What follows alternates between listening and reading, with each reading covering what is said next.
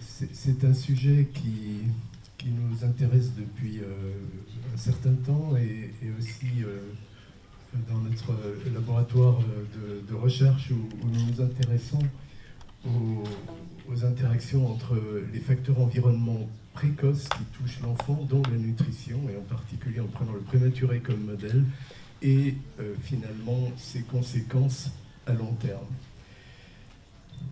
Alors, merci.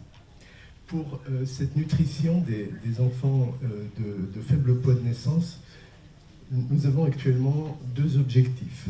Le premier, en période postnatale, c'est d'essayer de reproduire leur croissance, la croissance qu'ils auraient eue s'ils n'étaient pas nés prématurément, c'est-à-dire la référence qui est la croissance fœtale, et ceci avec un objectif principal qui est le cerveau. L'essentiel de la consommation d'énergie du fœtus et d'ailleurs de l'enfant prématuré, c'est le cerveau. Et donc nos apports nutritionnels, en fait, sont principalement dédiés au cerveau de ces enfants.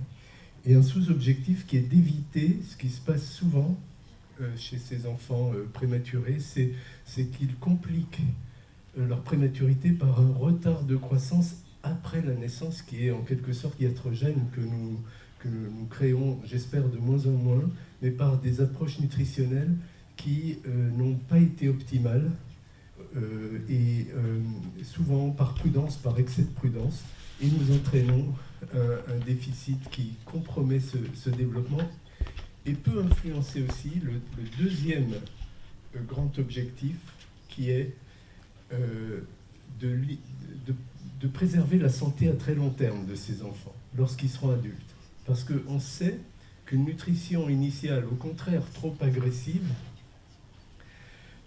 altère leur développement et la façon qu'ils ont de régler pour la vie leurs principaux paramètres physiologiques, cardiovasculaires, métaboliques, etc. Et du coup, ils s'exposent, nous les exposons aussi, à des risques de développer plus souvent les maladies chroniques de l'adulte que nous connaissons tous, maladies cardiovasculaires, diabète, obésité et d'autres problèmes. Donc c'est entre ces deux écueils finalement qu'il faut naviguer. Une nutrition trop faible qui compromettrait le bon développement de l'enfant dans une période particulièrement sensible où les besoins nutritionnels sont très élevés, et de l'autre côté, une nutrition trop agressive qui les ferait basculer vers un mauvais équilibre à l'âge adulte, en quelque sorte. Alors, le premier point, favoriser le développement de l'enfant par la nutrition, une nutrition suffisante, est très facile à illustrer. Différentes études ont montré que si on prend des critères de morbidité néonatale ou à court terme, ou même moyen terme, comme le risque d'entérocolite, d'infection secondaire, d'infection nosocomiale, de réhospitalisation, d'avoir un score de développement altéré, trop faible, ou la probabilité d'avoir un examen neurologique normal, ils sont tous corrélés au gain pondéral de ces enfants, qui est représenté ici par jour, qui est représenté entre 12 et 20, à peu près 20 grammes par kilo et par jour ici. Plus le gain pondéral est élevé, meilleur est le devenir de ces enfants à court et à moyen terme.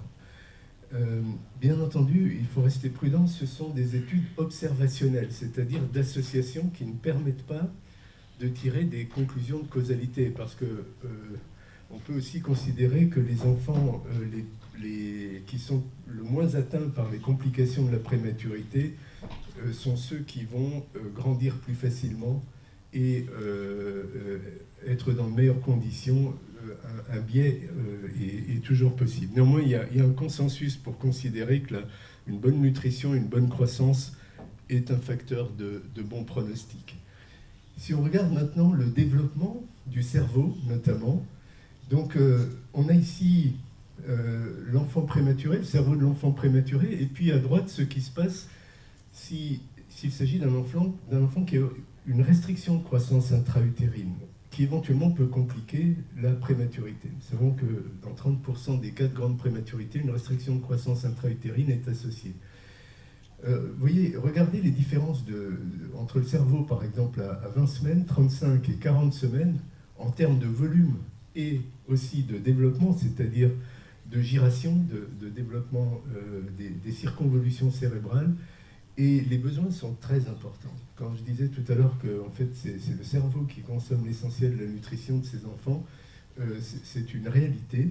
Et le volume du cerveau d'un enfant de 35 semaines, qui est donc un prématuré tardif, n'est égal qu'aux 2 tiers du volume du cerveau de l'enfant à terme. Donc il reste encore 1 tiers de croissance à faire. Vous imaginez la vélocité de cette croissance. 60% des entrées d'énergie, des apports énergétiques vont au cerveau à cet âge-là. Et en cas de restriction de croissance intra-utérine associée, s'ajoute un autre aspect qui est ce qu'on appelle le brain sparing, la redistribution de la circulation qui vient du cordon ombilical chez le fœtus au bénéfice du cerveau par finalement une vasodilatation cérébrale qui se voit d'abord au niveau de l'artère cérébrale antérieure à l'échographie Doppler et ensuite au niveau de l'artère cérébrale moyenne qui a pour but de préserver la matière grise alors que les autres indices de circulation fœtale se modifient sous forme plutôt d'une vasoconstriction. C'est-à-dire on a donc une redistribution vasculaire et un rapport de poids entre le cerveau et le corps qui augmente. C'est-à-dire que le fœtus sacrifie en quelque sorte la majorité de ses organes, de ses autres composants, en faveur du cerveau. Ces deux phénomènes sont très importants à prendre pour la nutrition. Le devenir à l'âge de 1 an et demi à 2 ans est également corrélé aux apports nutritionnels qui sont réalisés, qui sont en bleu ici, durant la période où l'enfant est hospitalisé. Et ces apports permettent de réduire l'incidence d'un retard de développement et de la paralysie cérébrale. Je ne devrais pas dire permettre de réduire, sont associés à une réduction de ces apports. Toujours le même risque de biais dans cette étude observationnelle. Donc, ce que l'on observait il y a une vingtaine d'années, et parfois on observe encore, je pense qu'on n'a pas résolu complètement le problème pour tous les enfants, ce sont ces retards de croissance extra-utérine, postnatale, que j'évoquais au début de mon exposé, et qui était très bien illustré ici dans le réseau des centres de néonatologie nord-américains, qui montrait ici les trajectoires de croissance postnatale d'enfants prématurés autour de 28 semaines, 26 semaines et 24 semaines. 3 exemples par rapport à la croissance qu'ils auraient dû suivre s'ils étaient restés dans le ventre de leur mère. Et on voit que c'est extrêmement important. Le rattrapage ne permet jamais de revenir complètement à la courbe initiale. Et surtout, ce que l'on voit ici, c'est que c'est le début de ces évolutions qui pose le problème essentiel. La nutrition du prématuré est un problème des premiers jours. Alors qu'on discute et on fait un nombre d'études pas possibles plus tard, on se demande s'il faut rattraper ou pas, à quelle vitesse, avec quelle référence. En réalité, il faut éviter ça. Et après, on n'a plus le problème de la croissance de rattrapage. En effet, ce déficit très précoce est associé à des vraiment... s'allonge très vite. On a ici, durant la première semaine de vie, déjà, l'effet cumulatif du déficit en énergie et en protéines par rapport aux apports chez 2 catégories de prématurés, au-dessus et en dessous de 30 semaines. C'est l'étude de Nicholas Hambleton qui est très connue et qui a montré que nous créons vraiment un déficit nutritionnel par des apports qui ne reproduisent absolument en rien les apports intra-utérins, alors que ces enfants ont en plus un catabolisme protidique qui est extrêmement important et des pertes qui sont extrêmement importantes. Donc c'est lié à cette tradition que nous avons de commencer un petit peu le premier jour, puis ensuite prudemment un peu plus le deuxième jour, etc.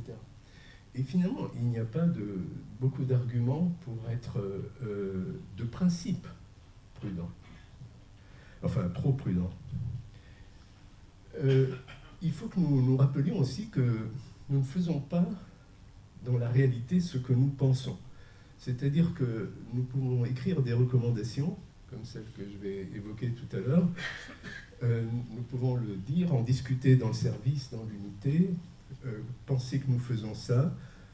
Ce qui arrive sur la prescription finale par le médecin, le senior ou chef de clinique ou l'interne qui a fait la prescription est souvent en dessous quand même, chaque jour un petit peu de ces recommandations, parce que l'enfant avait, on avait un petit problème d'accès vasculaire, il était moins bien, la glycémie était un petit peu plus élevée, sur le plan respiratoire, il s'est un peu dégradé, on ne va pas mettre trop de lipides, etc.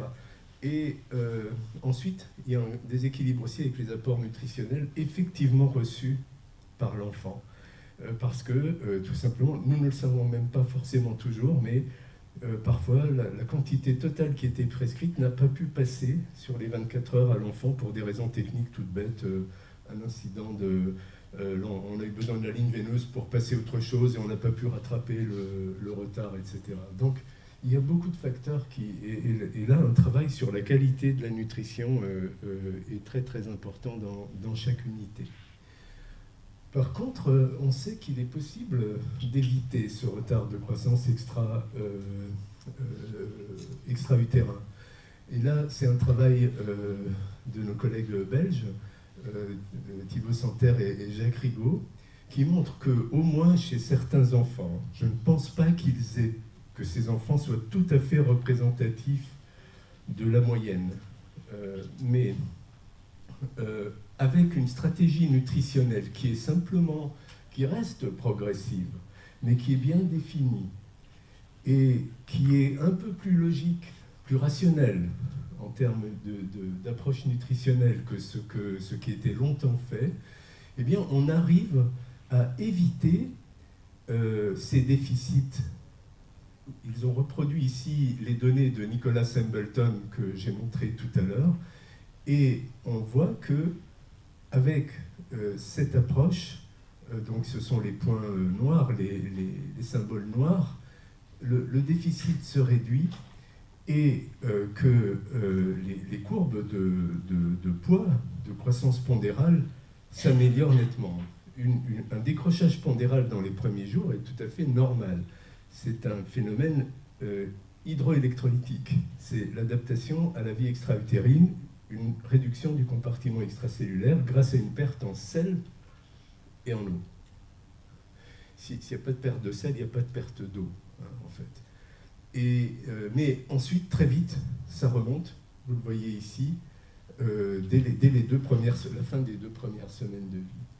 Alors, peut-être que ces enfants n'étaient pas les plus malades, mais avec une approche qui commence autour de 40 calories par kilo par jour, et d'emblée 2,5 g par kilo d'acides aminés, on sait aujourd'hui que c'est peut-être un peu beaucoup à la première journée, mais sur des arguments qui sont extrêmement discutables, et qui arrivent à la fin de la première semaine à 120-130 calories kilo jour, ce qui est pas mal quand même, et 4 grammes ici, autour de 4 grammes par kilo d'acides aminés, ce qui est peut-être aussi considéré comme un peu fort, on arrive à éviter ce retard de croissance extra-utérin. Pour arriver à cela, même les solutions standards qui ont été développées récemment pour la nutrition parentérale des prématurés qu'on trouve dans le commerce doivent être un peu renforcées les premiers jours de vie en ajoutant des acides aminés et un peu de glucose, de lipides, mais dès le premier jour. En tout cas, ça montre que c'est possible, et le raisonnement, c'est juste que ces enfants en ont besoin, qu'il n'y a pas de raison de ne pas les apporter, et que, de plus, si on regarde bien, il n'y a pas, ces enfants les utilisent. Il n'y a pas d'augmentation de l'excrétion azotée dans l'urine, avec cette approche, par exemple. Donc c'est qu'ils en ont besoin, en anabolisme. D'autres travaux plus récents ont montré qu'il est effectivement possible de réduire et de rester dans les courbes à peu près de façon assez remarquable. Bien sûr, les enfants les plus malades ne sont peut-être pas représentés dans ces études. C'est pas simple à faire dans tous les cas, mais je crois que c'est quand même, on a de la marge pour nous améliorer. Et ici, j'ai remis pour mémoire les graphiques initiaux d'Ehrenkrantz. Alors, comme je disais, ces apports sont bien tolérés, il n'y a pas de différence en fait, en termes d'acidose métabolique en général. Et vous voyez que lorsqu'on augmente les apports d'acides aminés en bleu clair dans le groupe qui a 3 grammes par kilo et par jour, par exemple, dans cette étude, eh bien, l'excrétion urinaire azotée, comme je le disais, n'augmente pas beaucoup, en tout cas, et la balance, par contre, devient positive. Enfin, on sait que cette amélioration de la nutrition de la première semaine de vie améliore, en tout cas le devenir clinique du moins, est associée à une amélioration du devenir clinique, puisque ici, on a constaté qu'un apport en énergie augmenté de 10 calories par kilo et par jour, simplement, permet d'avoir 4,5 points de plus d'indice de développement mental sur le Bailey, et pareil pour les acides aminés, qu'1 gramme par kilo et par jour, une nette amélioration du MDI. Alors, du coup, où en est-on maintenant si on a bien compris ce concept, mais je crois que ce qui n'est pas encore très bien peut-être exploité, c'est le potentiel des tout premiers jours. C'est là où on prend du retard. Et c'est là où on part sur une courbe avec l'inflexion qui n'est pas souhaitée, maximale. Donc, plusieurs recommandations sont disponibles, relativement récentes. Ici, on avait travaillé au niveau du comité de nutrition de la Société de pédiatrie sur la nutrition parentérale. C'est Dominique Darmonde qui avait mené ce travail en première ligne. La nutrition parentérale est importante pour les grands prématurés et même pour des enfants qui n'ont pas vraiment une capacité. Et il faut voir quelle est la capacité de l'enfant à s'alimenter seul, quel est ce qui peut être réalisé par voie gastrique, et ne pas hésiter à compléter, à raisonner en apports globaux, y compris chez des prématurés qui peuvent être des prématurés tardifs, ou qui n'ont pas besoin d'être des grands prématurés. C'est très important de bien partir sur une bonne nutrition. Donc quand on a la possibilité technique d'appliquer une nutrition parentérale, et c'est un des standards qu'il faut absolument disséminer le plus possible dans le monde actuellement, eh bien il faut vraiment l'exploiter au maximum avec les précautions qui s'imposent et le savoir-faire que cela sous-entend.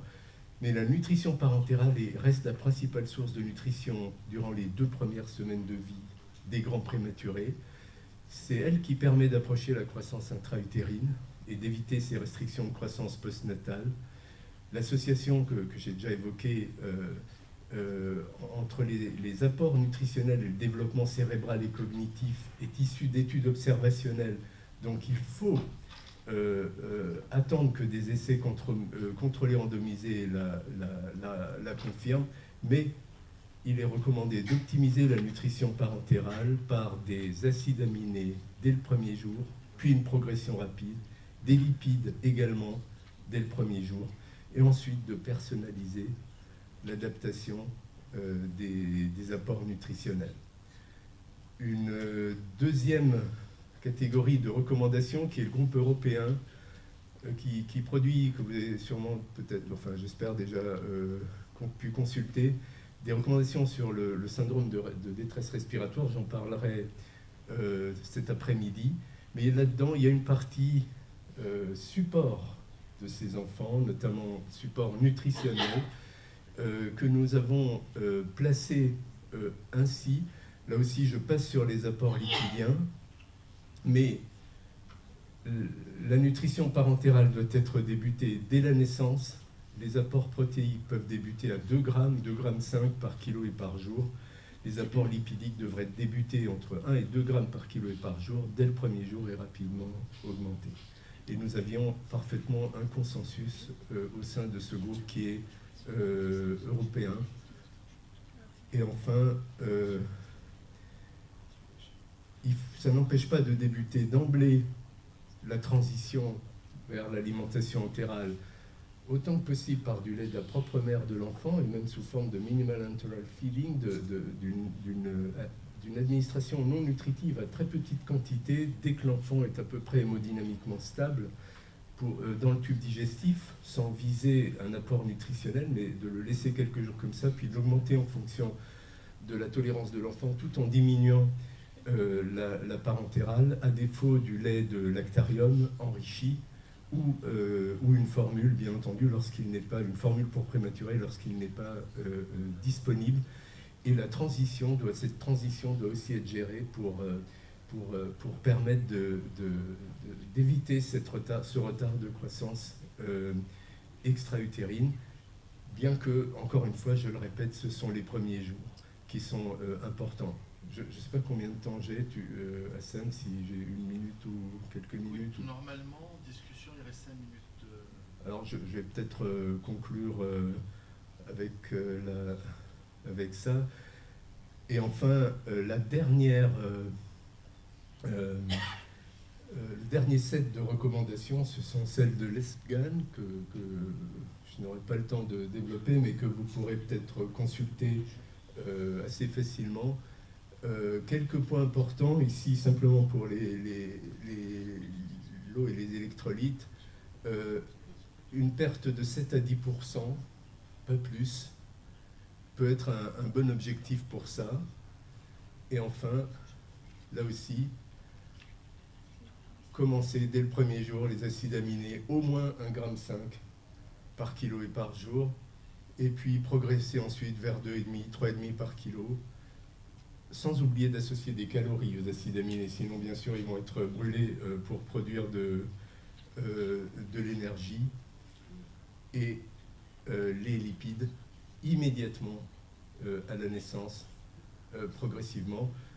Ces recommandations recommandent aussi, mais ça n'est pas employé partout, même dans des pays à un niveau de ressources élevé, l'utilisation maintenant de solutions qui sont, dès que la nutrition parentérale se prolonge, qui ne sont pas appuyées d'émulsions lipidiques, qui ne sont pas que les traditionnels que nous utilisons ou utilisions pendant longtemps, c'est-à-dire à base d'huile de soja, mais de passer à des huiles polyvalentes, composites, qui permettent un meilleur apport en acides gras essentiels, notamment en acides gras polyinsaturés à longue chaîne, comme celles qui sont disponibles depuis quelque temps.